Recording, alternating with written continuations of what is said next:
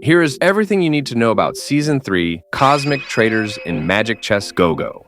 I'll be going through all the new changes that is coming in the next season, including the new auction system, new synergies, new units, and any miscellaneous features. So, let's get into it.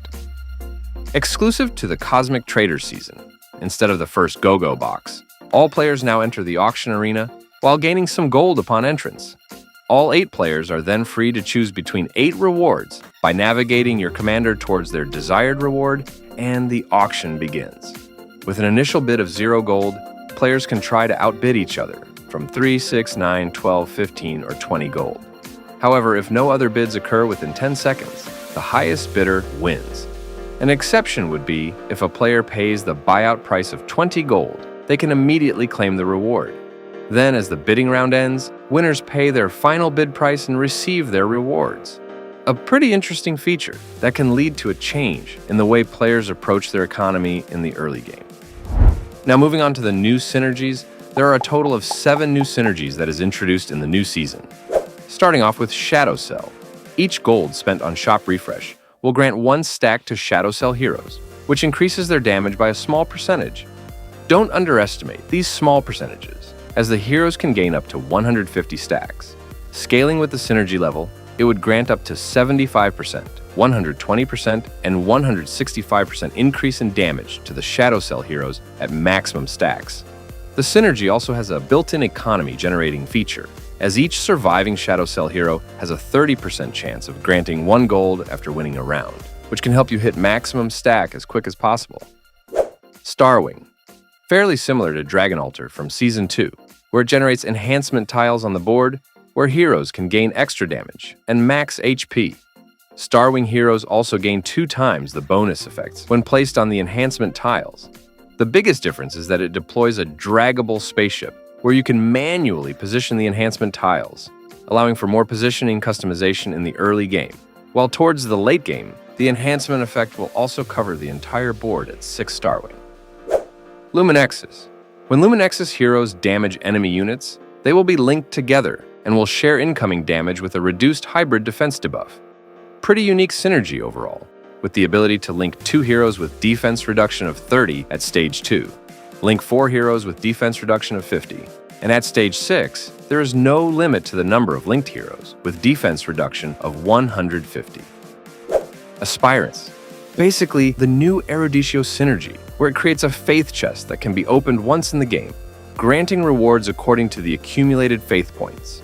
The synergy grants 10 faith points per round at Stage 2, 30 faith points at Stage 4, and 80 faith points at Stage 6. Its major difference is that it grants fixed amount of faith points each round instead of varying with the outcome of the round.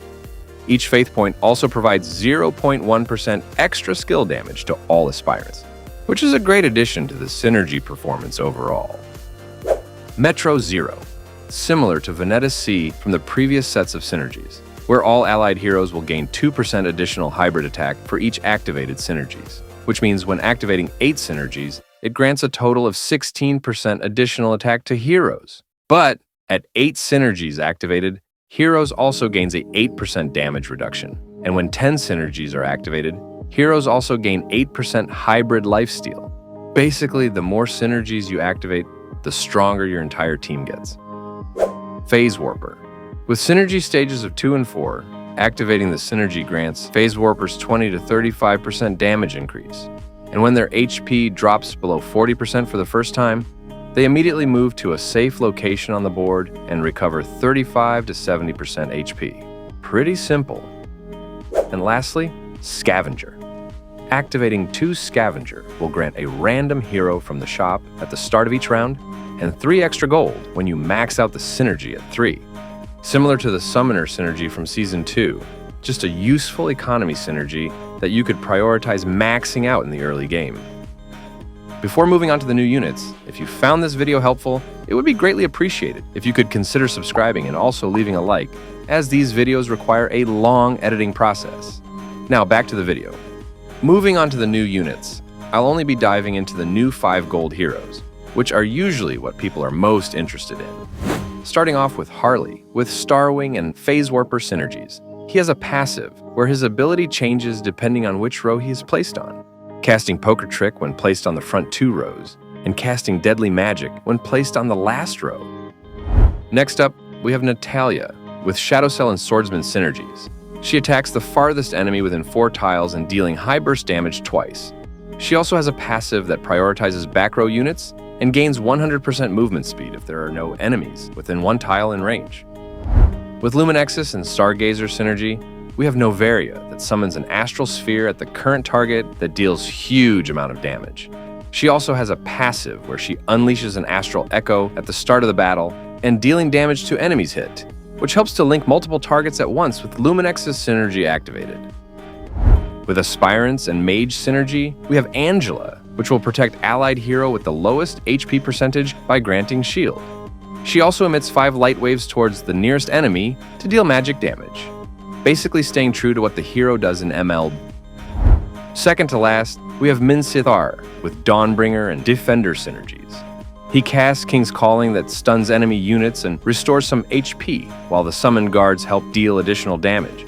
He has a pretty cool passive where enemies attacked by Minsitthar will transform into a guard upon death, so apparently he can now raise an undead army of guards. And lastly, we have Xborg with Metro Zero and Dauntless synergies. He casts his ultimate Last Insanity that sprays 7 hits of flames at nearby enemies. At the end, he triggers an explosion that deal a huge amount of damage to nearby enemies as well. Now for the interesting miscellaneous feature, there will also be a Commander Leaderboard, where you can grind and rank for Commander power to try to get onto the leaderboards. At every weekly reward settlement that is usually on Saturdays, you can equip honorary titles on your profile to display your achievement. Maybe a global number 10 Cho, perhaps. But good luck with grinding for the titles. So that pretty much covers all of the major changes in Season 3. Hope this video was helpful. Thank you for watching.